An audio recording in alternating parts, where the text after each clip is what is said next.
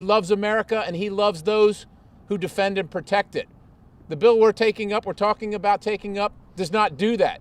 As a person who has been privileged and proud to spend over 3.5 decades in uniform, I stand with these folks behind me, these patriots. I stand with the president and saying, do not take and do not make hostages of our service members for these needless programs that don't have anything to do with hitting the mark.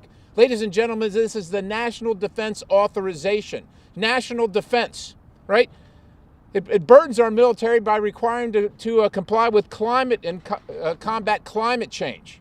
I will guarantee you this: Al-Qaeda, the Quds Force, China, is not burdening their troops with that. They're not burdening them with that. It places limits on the withdrawal of U.S. forces and moving them around. The president's trying to get our forces closer to the fight. But the bureaucracy here, the swamp, and the establishment doesn't want any of that. They think they're in control, not the commander-in-chief. It curtails the president's abilities to protect our southern border from drug trafficking, from human trafficking, from infiltration of all kind of manner of terrorists if they would want to come through.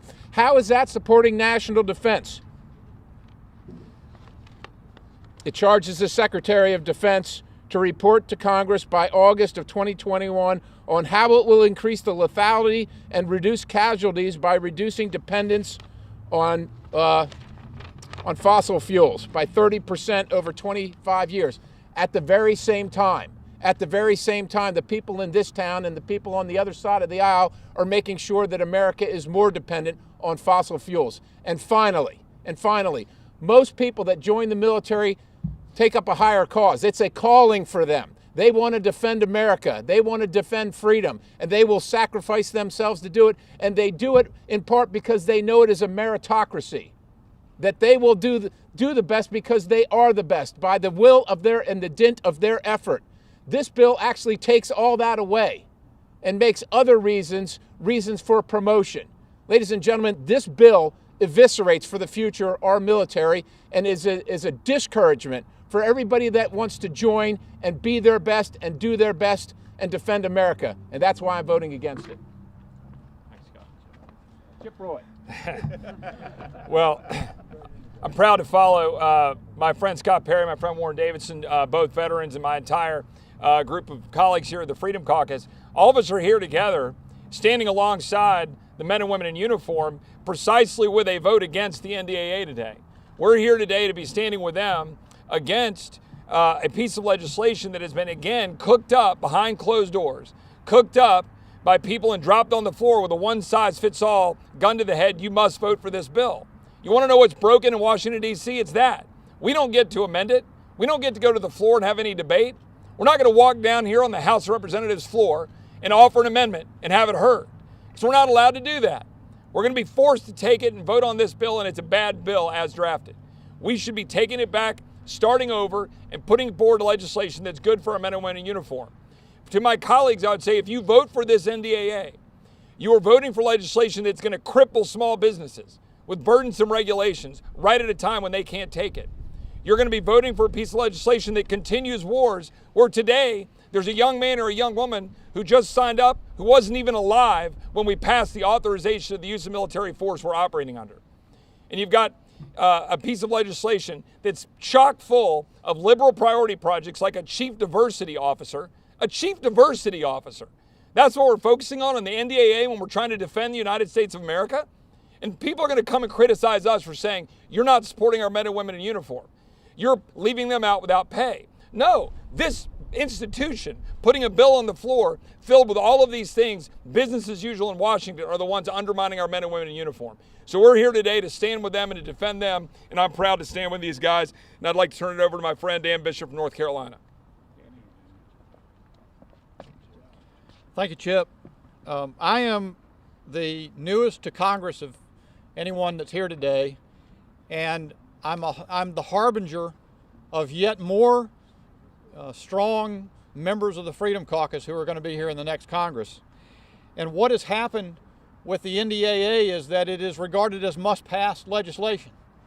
And Washington, being Washington, has perverted its purpose so that people can achieve their own pet projects, things way outside the context of protecting America, as others have already spoken to, or as another example, the notion that we're going to pass in this legislation a requirement that every beneficial owner of every business corporation across America essentially has to register their name in a federal registry. It has nothing to do with defending the United States. But the item that troubles me most is the restriction on the ability of the president to withdraw troops from Europe where Europe doesn't pay its share of its own defense costs, to withdraw troops from Afghanistan where we've been, as Chip Roy said, for 19 years. In order for things to change in Washington, things have to change in Washington. The fact that this is a must-pass bill cannot hold Congress hostage to the provisions that have been stuffed in it. So I'm honored to stand with my House Freedom Caucus colleagues to vote no on this bill, and I will vote to sustain the president's veto.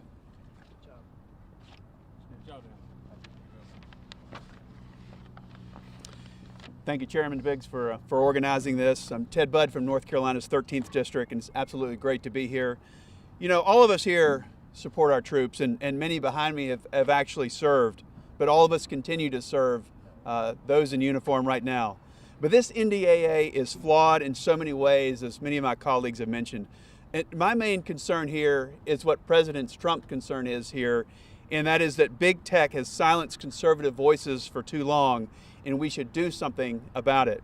I support President Trump's veto threat in relation to Section 230 of the Communications Decency Act. And what it does is it gives legal protections to big tech companies by defining them in that 1996 bill as platforms. But instead, today, they're acting like publishers by controlling the content.